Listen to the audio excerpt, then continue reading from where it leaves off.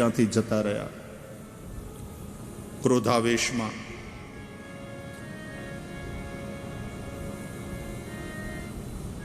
મહેલમાં ગયા ને અને પછી મુકટ જેવો ઉતાર્યો ને એટલે કલિયુગના પ્રભાવમાંથી વિચારો મુક્ત થયા અને પોતે કરેલા અપરાધનું રાજા પરીક્ષિતને સ્મરણ થયું અને રાજા પછતાયા કે મેં આ શું કર્યું? મેં એક ઋષિના ગળામાં સર્પ નાખ્યો, મેં મારા કુળને કલંક લગાડ્યું. કોઈ બીજા આવો અપરાધ કરે તો હું રાજા એને દંડ દઉં, પણ આજે હું રાજા અને મારાથી આ અપરાધ થયો. હે પ્રભુ, મને દંડ મળવો જોઈએ. હું ક્ષમાને યોગ્ય નથી, મને દંડ આપો. રાજાએ અપરાધ સ્વીકાર્યો અને ભગવાન પાસે દંડ માગ્યો. અને અહીંયા શું થયું? રાજાએ ઋષિના ગળામાં સાપ નાખ્યો. આ દ્રશ્ય કોઈકે જોયું અને એણે આ ઋષિનો દીકરો કૌશિકી નદીમાં સ્નાન કરતો હતો, ત્યાં ગાયત્રીના જપ કરતો હતો, એને જઈને કીધું કે એ શૃંગી, તું અહીંયા નાઈને જપ કરે છે, ત્યાં તારા પિતાના ગળામાં કોઈકે મરેલો સાપ નાખ્યો. આ માળા સ્થિર થઈ ગઈ. શું કહ્યું? મારા પિતાના ગળામાં કોઈએ મરેલો સાપ નાખ્યો? કોણે? કે કોઈક રાજા હતો. અને ક્રોધ આવ્યો ઋષિના દીકરાને કે બીજા કોઈ આવું કરે તો જઈને આપણે રાજાને રાવ લઈ કરીએ, ફરિયાદ કરીએ. સ્વયં રાજાએ આવું કર્યું. આ રાજાઓ સત્તાના અભિમાની થયા છે. સત્તા અને સંપત્તિનું એને અભિમાન થયું છે. એને હું દેખાડીશ કે તપનું બળ શું હોય. એને હું દંડ દઈશ. આપણે ત્યાં રાજદંડ ઉપર પણ ધર્મદંડ હતો. ચક્રવર્તી બનેલો રાજા જ્યારે એમ બોલે કે અદંડ્યોસ્મી, ત્યારે એના ધર્મગુરુ કહે ધર્મદંડ્યોસી. राजन तुम भी अदंड्य नहीं हो, तुमने यदि कुछ गलत किया तो तुम्हें दंड देने वाला धर्म है.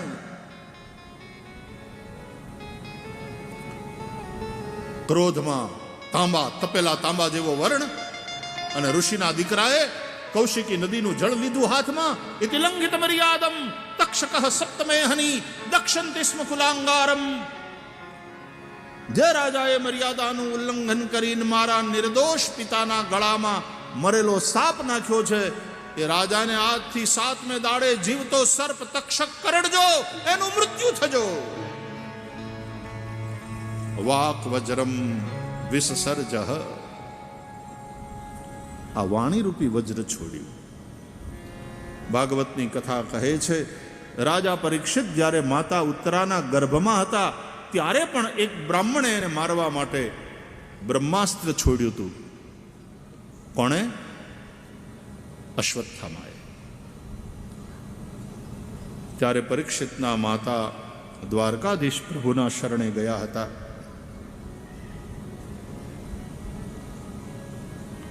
ભગવાન દ્વારકાનાથે માતાના ગર્ભમાં એ સમયે અશ્વત્થામાના બ્રહ્માસ્ત્રથી પરીક્ષિતની રક્ષા કરી હતી. હવે તો દ્વારકાનાથ સ્વધામ પધાર્યા, એને બહુ ટાઈમ થઈ ગયો. ફરીથી એકવાર બીજા બ્રાહ્મણે પરીક્ષિતને મારવા માટે વાક વજ્ર છોડ્યું, એટલે કે વાણી રૂપી વજ્ર શાપ આપ્યો. હવે પરીક્ષિતને કોણ બચાવશે? દ્વારકાધીશ શ્રી કૃષ્ણ જ બચાવશે. કયા રૂપે? બોલે શ્રીમદ ભાગવત રૂપે. ભાગવતજીના રૂપમાં ભગવાન શ્રી કૃષ્ણ જ છે. ભગવાને જતા જતા પોતાનું તેજ શ્રીમદ ભાગવતમાં પધરાવ્યું છે. વૈષ્ણવોને ભાગવતજીનો આશ્રય છે. કલિયુગમાં પણ વૈષ્ણવોની રક્ષા શ્રીમદ ભાગવત રૂપે ભગવાન શ્રી કૃષ્ણ જ કરે છે. શ્રીમદ ભાગવતાખ્યોયમ પ્રત્યક્ષ कृष्ण एव ही। जिसको तुम श्रीमद् भागवत कहते हो वो प्रत्यक्ष श्री कृष्ण ही है। कलियुगना दोषोथी बचवा माटे भागवतनो आश्रय करो, भगवानना नामनो आश्रय करो। हरे राम राम राम हरे हरे, हरे कृष्ण कृष्ण कृष्ण हरे हरे। कलिसंतारणोपनिषदनो आ महामंत्र एनो जप करो, नाम संकीर्तन करो। शास्त्रों कहे छे भगवान करता भगवाननु नाम मोटું છે। राम से बड़ा राम का नाम। ये नाम सौने सुलभ છે। આપણે ન જપીએ તો શું, પણ છે તો ખરું, આપણા માટે સુલભ છે। સુલભ સબ દિન સબ દેશા।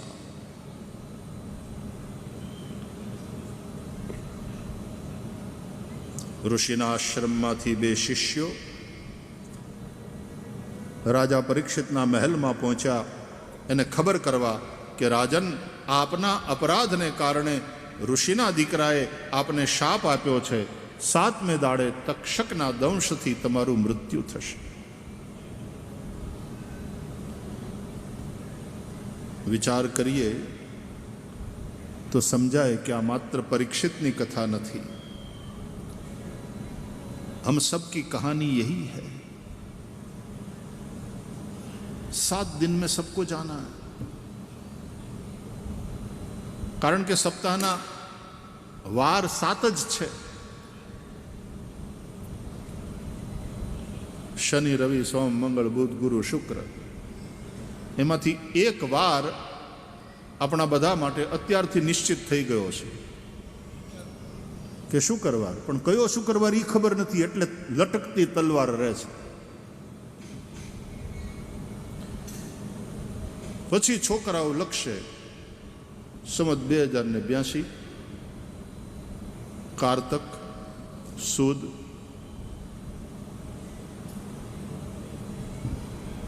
હાતમ અને હોમવાર।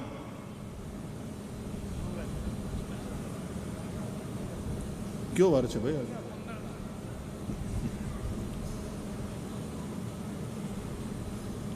मंगल, ई दिवसे मंगल थाशे।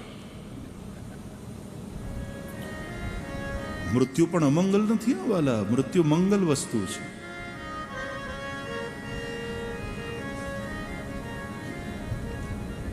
केवी अद्भुत वस्तु है। डरी जाए से मानस। आ भागवतनी कथा है ज एटला माटे कि मृत्यु तरफ जोवानी तमारी दृष्टि बदलाए। वो मरना मरना नहीं, वो मालिक से मिलना है। जुओ मंगल घंटा संभळाय,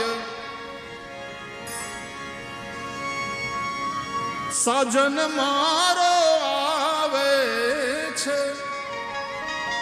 पाप कर्या होय एने जमना दूत लेवा आवे, एना ढोल संभळाय। पण जे कृष्ण ने प्रेम करीने जिंदगी भर कृष्ण सेवा करता रहता होय, श्री कृष्ण शरणम मम मंत्र जाप करता रहता होय, त्यां एने जमना दूत लेवा ना आवे। साक्षात ठाकोरजी पधारे मोरली वगाड़ता वगाड़ता, मंगल घंट वागता होय, वाजा वागता होय, स्वयं प्रभु पधारे। मंगल घंट संभळाय, मोहन मारो आवे छे। एनी स्वारी ना पड़घा संभळाय, मोहन मारो आवे छे। अरे नयन थी निरखूं नहीं, पण निकट लागे नाथ। जे कन्याना लग्न लेवाना होय, एना हाथमां मेहंदी होय, एने सजी धजी तैयार करी होय, દુલ્હન, અને એમાં વરઘોડો આવતો હોય, બેન્ડ વાજા વાગતા હોય, અને કન્યા એને જોતી ન હોય પોતાની આંખથી, પણ મનથી એને નિરખતી હોય. નયનથી નિરખું નહીં પણ નિકટ લાગે નાથ. સૌથી વધારે પોતાની જાતને કોઈની સમીપ એ અનુભવતી હોય, કોઈની નજીક અનુભવતી હોય તો એ પોતાના થનાર પતિની. નયનથી નિરખું નહીં પણ નિકટ લાગે નાથ.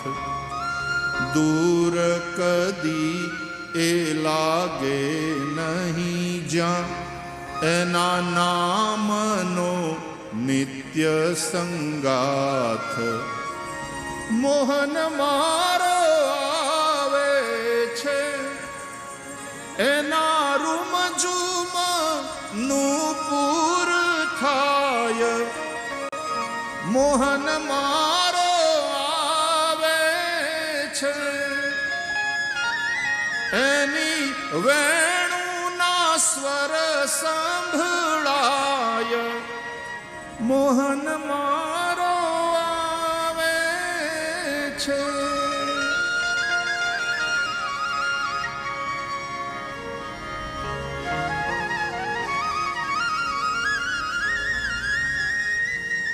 મરણમાં ને પરણમાં કાંઈ ફેર નહીં. આ તો પ્રભુને પરણવાની વેળા છે. ઠાકોરજી લેવા આવે છે.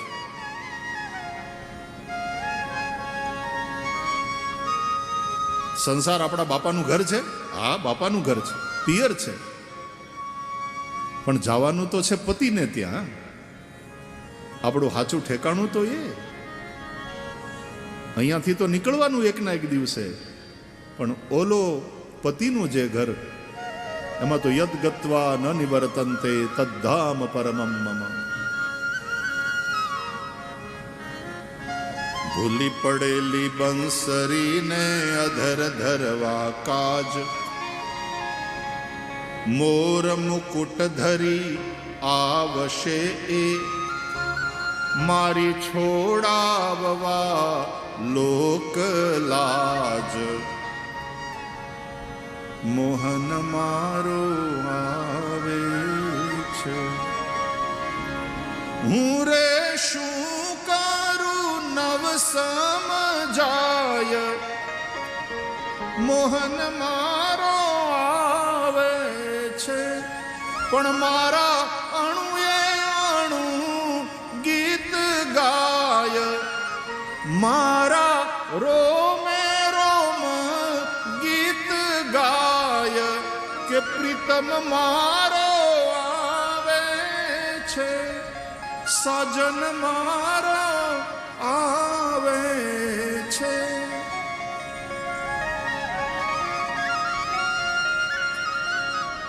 અમે પરણશું, એ મારો હાથ પકડીને મને લઈ જશે, અને પછી એના ધામમાં અંતઃપુરમાં અમારું મિલન થશે. હૃદયનાથ પધારશે મુજ મલિન મંદિર દ્વાર. એ આવે છે એમાં મારી યોગ્યતા કારણભૂત નથી, એની ઉદારતા, એની કૃપા કારણભૂત છે. અંતઃપુરમાં અમારું મિલન થશે, હૃદયના અંતઃપુરમાં. હૃદયનાથ પધારશે મુજ મલિન મંદિર દ્વાર. અને કરુણા કરી સંગે ખેલશે એ, અને મારો ધન્ય થશે અવતાર. મોહન મારો આવે છે. એની સ્વારીના પડઘા સંભળાય. મોહન મારો આવે છે.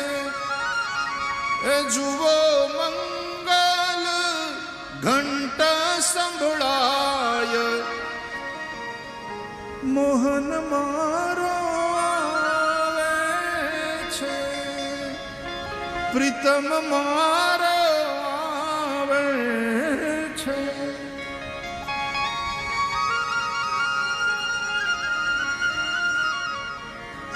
મૃત્યુને જોવાની દ્રષ્ટિ જ બદલાઈ જાય, તમારા વિચારો ચેન્જ થઈ જાય, પછી મૃત્યુનો ભય ન રહે. એક ઉત્સુકતા, मिलन की आकांक्षा, इसलिए मरने से सब जग डरा, मेरे मन आनंद कब मरी हों कब भेटी हों पूरन परमानंद. એટલે પરીક્ષિત રાજાને જ્યારે આ સંભળાવ્યું ને કે તમારે હાથ મેં દાડે તક્ષકના દંશથી મરવાનું, રાજી રાજી થઈ ગયા પરીક્ષિત. ઋષિપુત્રે મને શાપ નથી આપ્યો, વરદાન આપ્યું. એ આવતીકાલે હું થવાનું એની કોઈને ખબર હોતી નથી.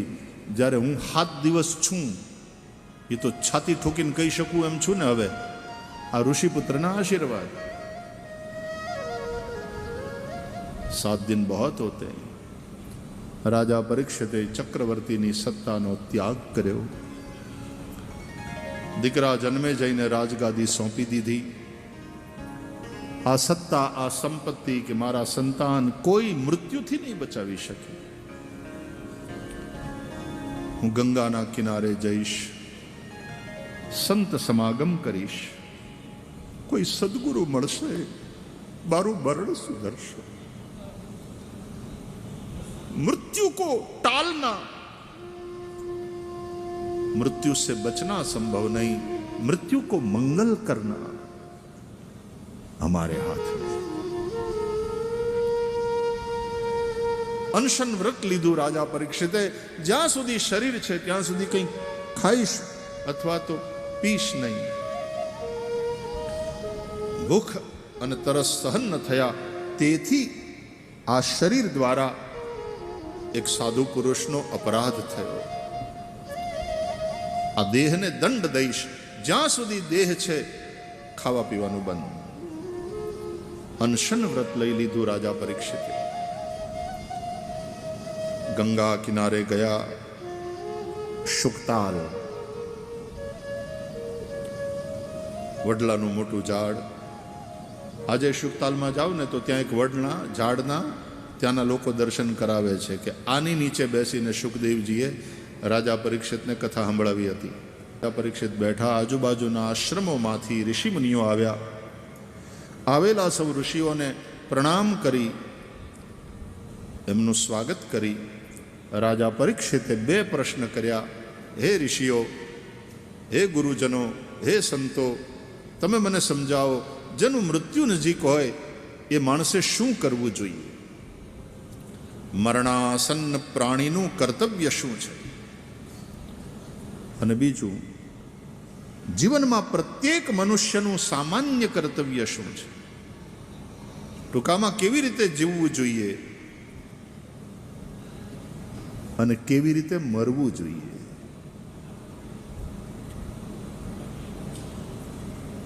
રાજા પરીક્ષિતના પ્રશ્નોના ઉત્તરમાં ઉપદેશ કરે એવા સમર્થ સદગુરુ એ સમયે રાજા પરીક્ષિત ઉપર ભગવાનની કૃપા ત્યાં અચાનક પ્રગટ થયા.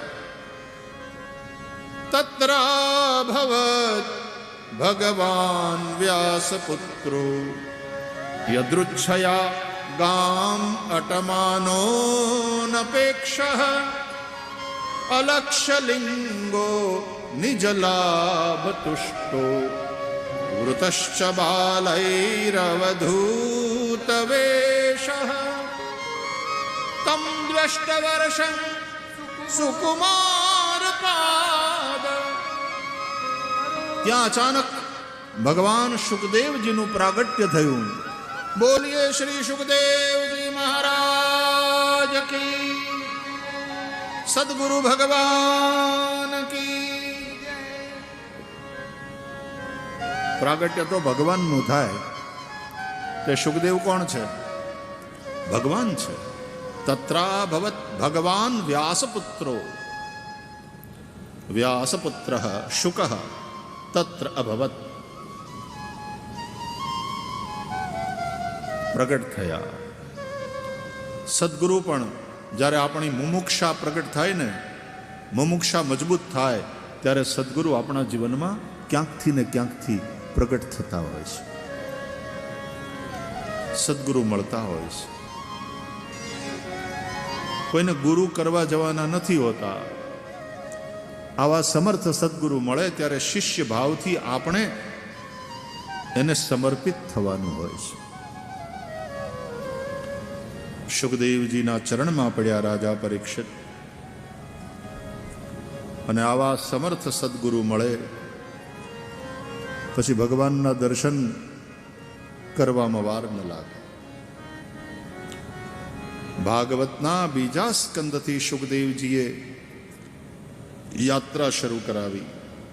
વરીયાનેશતે પ્રશ્ન કૃતો લોકહિતમ નૃપ આત્મવિદ સંમત પુંસામ. વકારથી એટલે કે અમૃત બીજથી સુખદેવજીના વક્તવ્યનો પ્રારંભ થયો.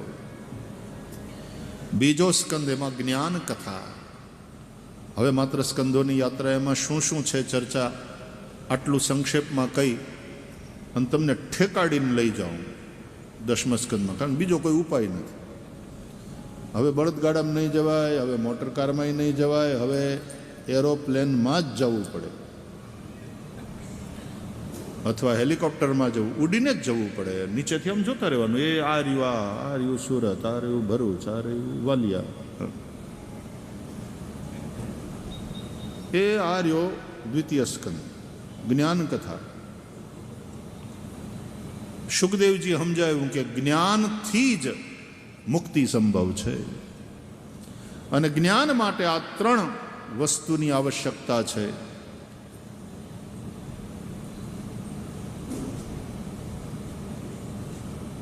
મનની એકાગ્રતા પહેલી વસ્તુ, ચિત્તની શુદ્ધિ બીજી વસ્તુ. કારણ કે શુદ્ધ ચિત્તમાં જ જ્ઞાનનો પ્રકાશ શક્ય બને,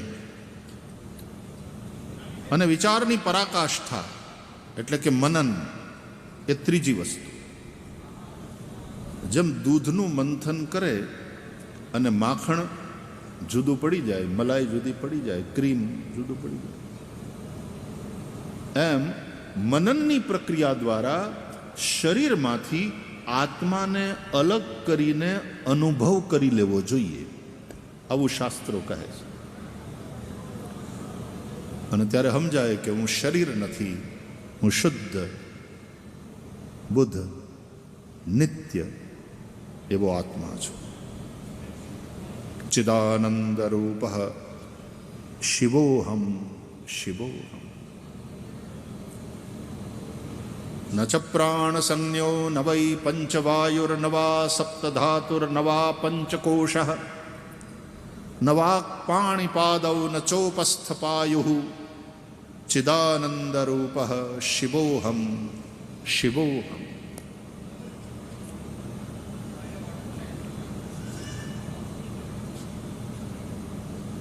આ જ્ઞાન ये अनुभूति. देखो विवेक और ज्ञान में फर्क है.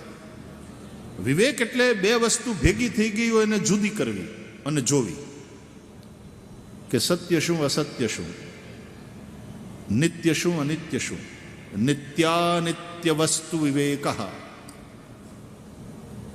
અને જ્ઞાન એટલે આ જે બે દેખાય છે એ ભ્રાંતિ છે, એને એક જ તત્વના રૂપમાં જોવું, अनुभवવું, એનું नाम ज्ञान. तो दो को एक करके देखना ये ज्ञान है, और जो एक हो गया है, मिक्स हो गया है, उसको अलग अलग करके देखना ये विवेक है. तो सत्संग से क्या होता है? विवेक. बिनु सत्संग विवेक न होई.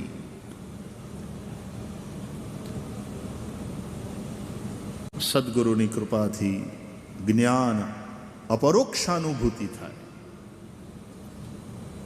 એટલે સાંભળેલું જ્ઞાન એ પરોક્ષ જ્ઞાન છે, અનુભવમાં ઉતર્યું હોય એ અપરોક્ષ જ્ઞાન છે. ગુરુ કૃપા, ગ્રંથ કૃપા, ભગવદ કૃપા, એ ત્રણની સાથે સાથે પાછી આત્મકૃપા થાય તો જે પરોક્ષ છે એની અપરોક્ષાનુભૂતિ થાય. શુકદેવજીએ દ્વિતીય સ્કંદમાં જ્ઞાન કથા કહી. આ દ્વિતીય સ્કંદમાં તે ચતુશ્લોકી ભાગવત જે ભગવાને બ્રહ્માને ને બ્રહ્માએ પછી નારદને કહ્યું, એ 4 શ્લોક છે. માત્ર 4 શ્લોકમાં આખું ભાગવત.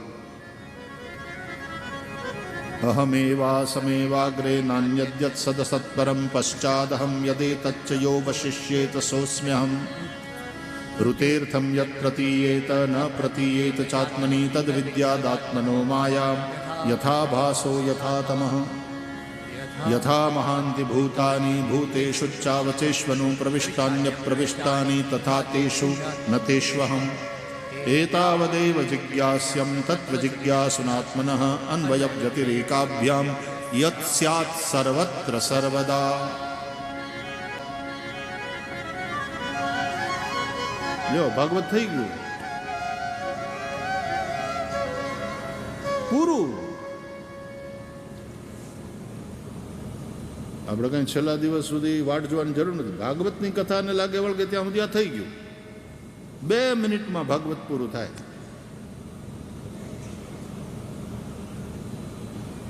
ફાસ્ટ બોલો તો 1 જ મિનિટમાં ખેલ ખતમ. પણ 7 દિવસ કથા ચાલે એવો વિસ્તાર છે આ 4 શ્લોકો જે ભગવાન વેદ વ્યાસે કર્યો. ભગવાન આદિનારાયણે બ્રહ્માજીને કહ્યું, ભગવતા પ્રોક્તમ ભાગવતમ. ભગવાને કહ્યું એટલા માટે ભાગવત. પછી બ્રહ્માએ નારદને કહ્યું, નારદજીએ વ્યાસજીને કહ્યું, વ્યાસજીએ વિસ્તાર કર્યો અને આ ગ્રંથ રચ્યો જેની ચર્ચા આપણે કરી રહ્યા છીએ.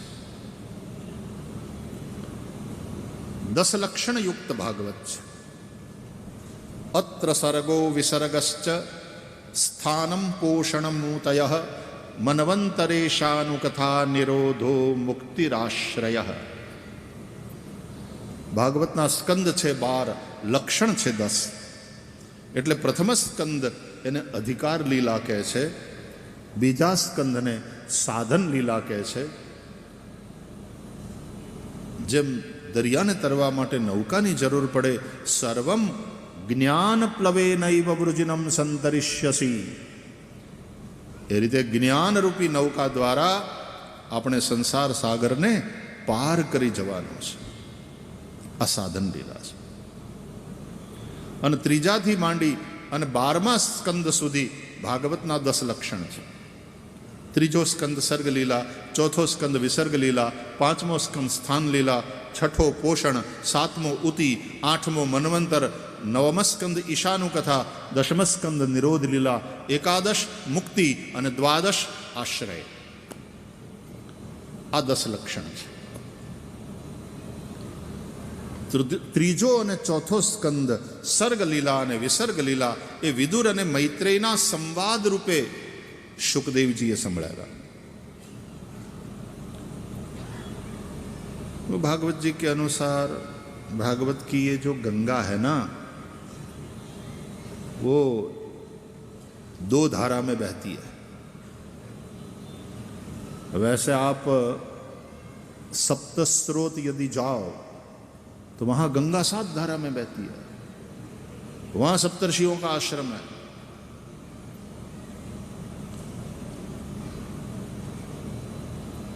तो एक शेष नारायण भगवान थी लई, सनत कुमार थी लई, सांख्यायन मुनि थी लई અને એમાં મૈત્રેય ઋષિ અને મૈત્રેય ઋષિ વિદુરજીને કથા સંભળાવે છે.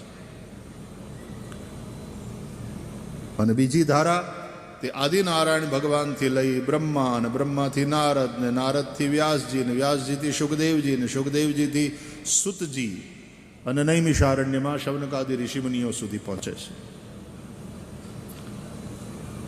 એટલે વિદુર મૈત્રેયના સંવાદ રૂપે ત્રીજો અને ચોથો સ્કંદ.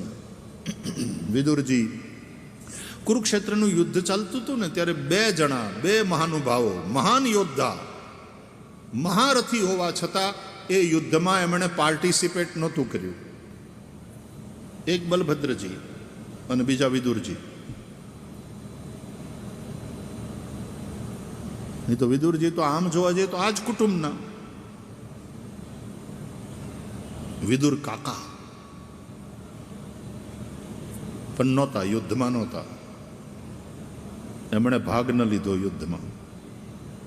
અને બીજા બળભદ્રજી,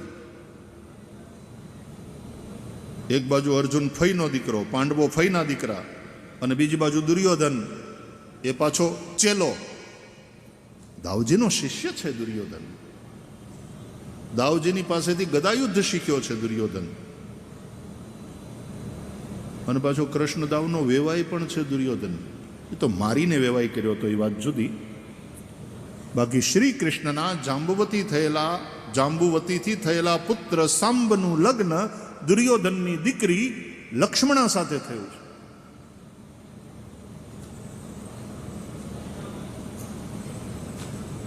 દાઉજી પણ તીર્થયાત્રા કરવા નીકળી ગયા.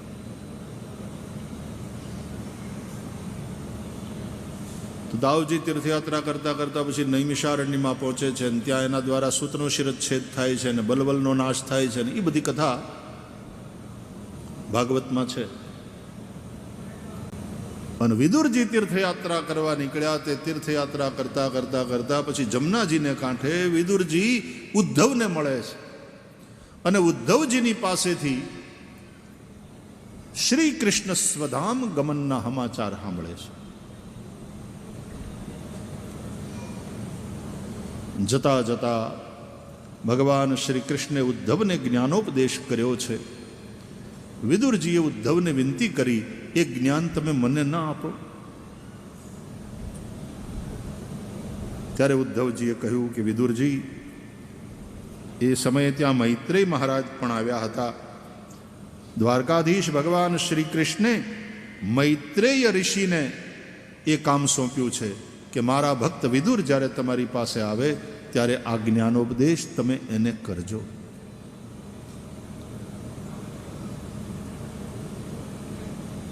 એટલે એ કામ મૈત્રેય ઋષિને સોંપાયેલું છે. આપ મૈત્રેય ઋષિ પાસે જાઓ, એ આપને ઉપદેશ કરશે. હું તો ભગવાનની આજ્ઞા અનુસાર બદ્રિકાશ્રમ તરફ જવા નીકળ્યો છું. ત્યાં જઈને મારે તપ કરવું એવી ભગવાનની આજ્ઞા છે. પછી વિદુરજી યાત્રા કરતા કરતા ગંગાના કિનારે મૈત્રેય મહારાજના આશ્રમમાં પહોંચ્યા. મૈત્રેય ઋષિએ વિદુરજીનું સ્વાગત કર્યું. સાક્ષાત યમરાજા માંડવ્ય ઋષિના શાપથી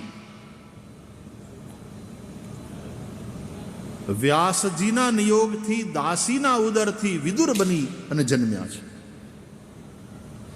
100 વર્ષ પછી શુદ્રત્વના શાપમાંથી મુક્ત થઈ આજ મૈત્રેય ઋષિના આશ્રમમાં પધાર્યા છે. ઋષિ મૈત્રેયે વિદુરને ઉપદેશ કર્યો છે. વિદુરજીએ બહુ સરસ પ્રશ્ન કર્યા. તૃતીય સ્કંદમાં કથા છે. સુખાય કર્માણિ કરોતિ લોકો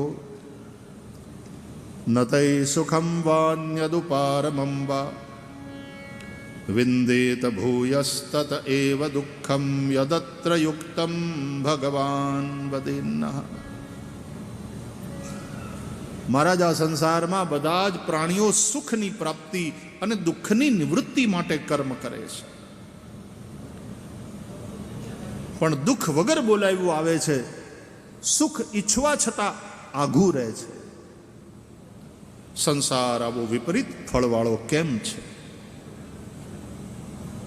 મૈત્રેય મહારાજે ઉપદેશ કર્યો. તૃતીય સ્કંદ સર્ગ લીલા. સર્ગનો અર્થ સૃજન. એકમ એવ અદ્વિતીય એવા પરબ્રહ્મ પરમાત્મા પોતે જ કઈ રીતે પોતાને પ્રગટ કરે છે, આ સૃષ્ટિ કઈ રીતે થઈ એનું ભાગવતમાં નિરૂપણ છે. આ યુનિવર્સ ક્યાંથી આવ્યું?